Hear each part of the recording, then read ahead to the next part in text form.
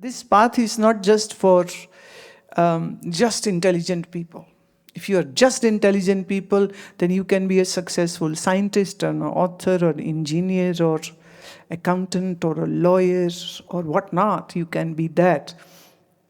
So for the path of Vedanta, what you need is not only sharp intelligence, but you need a heart which is filled with immense love and surrender to the masters. Why surrender to the master? Because there is no other option. What do you mean by that? What I mean is the master is the gate. It's very wonderful. This is the beautiful statement given by Jesus. And in this New Testament, they have the verse says that Jesus is speaking, I am the gate. You will have to go through me. What does that mean? So many people got an inference out it that only Jesus is the gate and nobody else is the gate. That doesn't mean. Jesus being a master to those 12 disciples, he's saying, I am the way. What I am giving, what I am teaching, I will be the way. And there are some things which can't be spoken, which can't be explained literary wise, which can't be explained linguistically. There are certain things which are experienced just from heart. For example, somebody likes red rose. If you ask why, can the person give the answer why? Somebody likes white lily, but somebody likes some another. Why does a person like one particular flower? The person can't give explanation, but can say, I just like it. So there are certain things which are enjoyed by the heart. So Guru's presence should be like sun is for the sunflowers. Wherever the sun goes, the sunflower's face moves in those directions. You just have to observe the nature. At the sunrise, the flower is facing the east. At the noontime, its direction will change. And when the sun sets, automatically the sunflower will face the west. And as the sun goes down, the head of the flower also goes down. And next morning as the sun rises, so would this head of the sunflower come up. Again, which direction? To the east. So the disciple has to be like the sunflower, and the guru has to be like the sun. Sun is always shining. Even when you are a part of land, the country where you are, the sun rays are not reaching, the sun is still there actually. So the sunflower and sun are intertwined to one another. So the heart of the disciple and the heart of the master has to be like that, intertwined. And then when the master will share the jewels of the higher wisdom of Vedanta, then there is a possibility that all those verses will touch the heart of the disciple, although the intellect is understanding, so the intellect will get illuminated, but something is going to touch the heart. Some chords would be played, and a wondrous, inexplicable experience will dawn upon the disciple, and a wow moment comes. A wow moment will come. So it's not just pure intelligence which can take you further, deeper into this path. The heart has to follow the intellect. So the heart has to have that love, that devotion, that surrender. And Guru becomes the gate of your moksha, the gate of your salvation, the gate of your nirvana.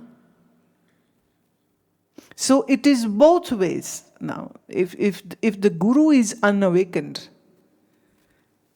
then the chances of disciple being awakened aren't going to be very strong. So a disciple has to be a true seeker, and a guru has to be the awakened one. And if a bond of love gets placed, then there are so many things which get transferred from the Guru to the disciple. Words are not required in that. Speech is not required in that. The audibility is not the question at all. Some things then just get transferred from the presence of the Guru to the disciple's heart. And this dip of love gives you the sheer contentment and sense of, I am on the path and beautifully on the path. The sense of being lost is gone. The sense of sadness is gone. I wrote sometimes these verses that, oh my mind, keep on singing and keep on walking. Your destination is just beneath your feet. Don't lose patience. Be in love and keep walking. Your destination is just beneath your feet. You don't even have to walk an inch actually. Because what you are seeking is just right within you. And it's the job of the master to make you aware of that. What you are looking is right there where you are. But the truth is like camouflaged with our own ignorance, and that ignorance has to be removed. So in a way, the relationship of a master and disciple is the most passionate, most deepest, most highest one. It's not a societal bond. It's not a blood bond. It's not family bond. It's just that the disciple is seeking the truth. Master has tasted it. And Master says, just be with me. In time, your bud will bloom. It will just bloom. Again, I will quote, see the example of the buds, the flower buds in the garden, and just watch them day and evening and afternoon. They're just closed. And then suddenly, one moment comes, it just opens up. The petals open up. It was a bud just a few seconds ago, and then it opens up. What changed the bud into a flower? The sun was every day there. The water was every day there. The manure in the soil was every day there. But it was not opening up. But then a time comes, it just opens up. Just by the sarovar, the pond, the Rajinigandha has bloomed. These sticks of Rajinigandha flower. It's a white, beautiful petal. And what a wonderful fragrance. It's so magical. And it's called Rajini Gandha. Rajini means night. Gandha means fragrance. The flower which gives the best fragrance only at the night time. In day, it's just a stick standing. Here comes the night. The same flower will emit such a beautiful fragrance. And please don't steal my flowers this night. If you have to, then you are most welcome to go in that direction and smell the flowers where they are in the flower beds. Oh, I don't want that next morning I wake up and, where are flowers? All gone.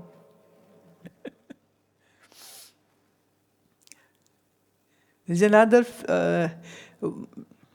Raat Ki Rani, the queen of night. These very petite white flowers, again, they will emit the fragrance only in the night time, not in the day. What changes? Now, chemically, maybe some chemists can explain that, some botanists can explain why it happens, but you might be reading Gita every day and yet nothing happens. But then you listen to the master and the exposition and you're understanding and you're listening. And then a fine day, a fine moment comes and the blooming of your intellect happens. That becomes your direct encounter. pratyaksh gyan. That becomes your direct realization. What changed? So there has to be a very deep bond. Without that, there are so many professors who are teaching Vedanta in universities and colleges. I was in one of the conference where there were at least maybe 100 plus lecturers and professors who are head of the Vedanta department, the philosophy department in Madhya Pradesh, Sagar University. This conference was happening. And they were all teachers and all lecturers. But did they all experience the essence of Vedanta? Big question mark. Because it's something which only you know, whether you have realized it or whether you have just collected the verses and the words in your head. Like somebody has zoology and botany and geography and history in their head. Somebody has Vedanta philosophy in their head and they have no relationship. They are not living the Vedanta. Swami Ramtirth used to say, I teach Vedanta which is living Vedanta. I don't teach bookish Vedanta. I don't want you to be a bookish Vedantist who will say, I am Satchidanand, and yet they are drowned deep into anger and greed and ego and jealousy. The living Vedanta is very different from the theoretical Vedanta. And blessed are those who get this opportunity to understand and learn, as this is the highest knowledge of all. In the world, if I say, which is the highest knowledge, this is the highest knowledge. Like quantum physics is the highest knowledge in the science department, the Vedanta is the highest in this Indic philosophy. But we don't see the philosophy word as philosophy, because philosophy word means love for knowledge, and that becomes very intellectual and very theoretical and very superficial. What the right word in Indian language is darshan, Vedanta darshan. Darshan means to see. It's just not hypothetical love for the knowledge, it is a way to see. There's a big difference. Like somebody said, I know how to cook kheer. The sweet dessert, the rice pudding. And then another person said, I have the recipe of the rice pudding. What do you think so? Which will work? A newlywed girl was boasting to her mother-in-law, the Indian mother-in-law. They are always around, cook food. And she said, oh, I know how to cook. I said, okay, you cook food. She brought her cookery book and flipped the page of the kheer, the rice pudding. And it said, take a big pot, put 2 liters milk in it, put 100 gram of rice which you have washed nicely into it. She did that. Add 500 grams of sugar, then put the cardamom, then put some saffron in it. And now stir it, and stir it. And she's stirring it, and she's stirring it. 2 hours gone, she's still stirring.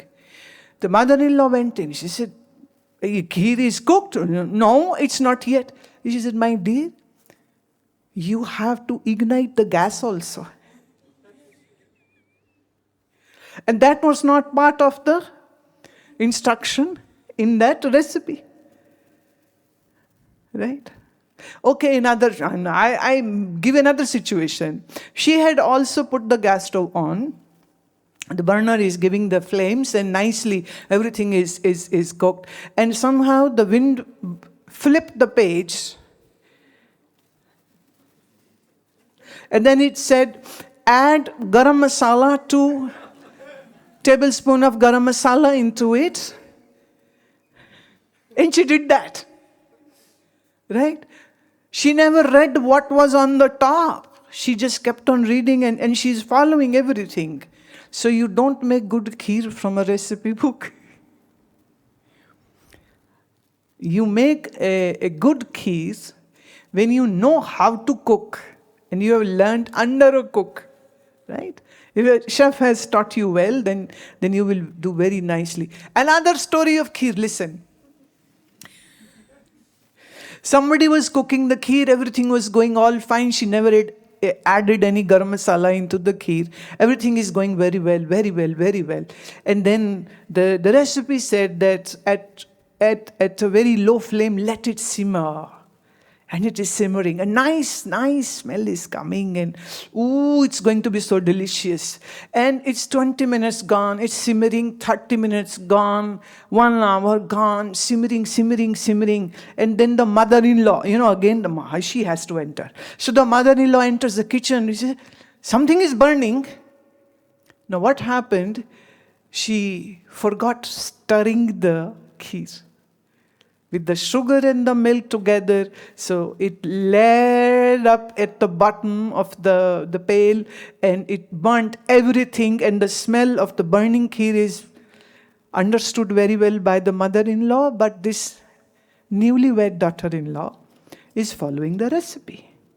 What was the recipe?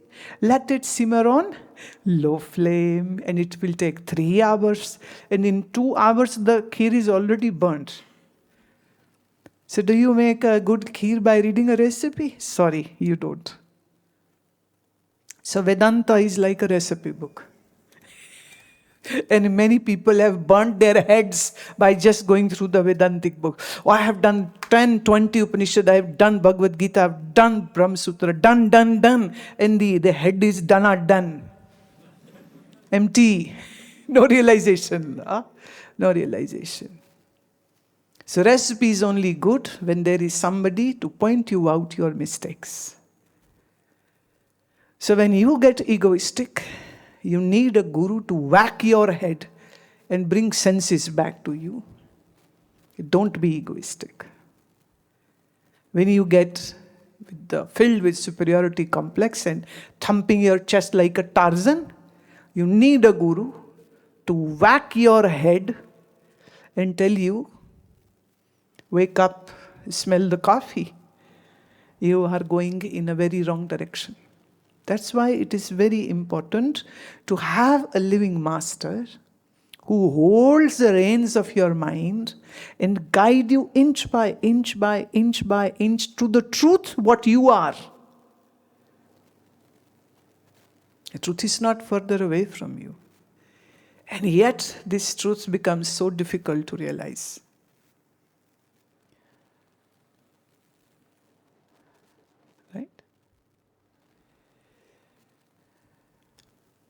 I have this young boy, Constantine. His Hindi, he's learning, but still far away. So every day I have to give some words so that he's looking so lovingly and waiting for me to speak to him. And he knows every time I'm speaking to him. Right? He left his country to be here. He left the luxury of being in his country with his family to be here. And he deserves all my time. एक हमारे बच्चे हैं जो देश छोड़ के बाहर भाग रहे हैं, और ये एक विदेशी बच्चा है जो अपना देश छोड़ करके भारत सत्य की खोज करने आया। खोज तो वो भी रहे हैं, अपने वाले भी, पर वो डॉलर खोजते हैं, और खोज ये भी रहा है पर ये कुछ और ढूंढ रहा है। बढ़िया, जिसको जो तलाश हो उसको वो मिले। जिसको डॉलरों की खोज है भगवान उनको डॉलर दे दे, जिसको ज्ञान की खोज है भगवान उसको अपना ज्ञान दे दे।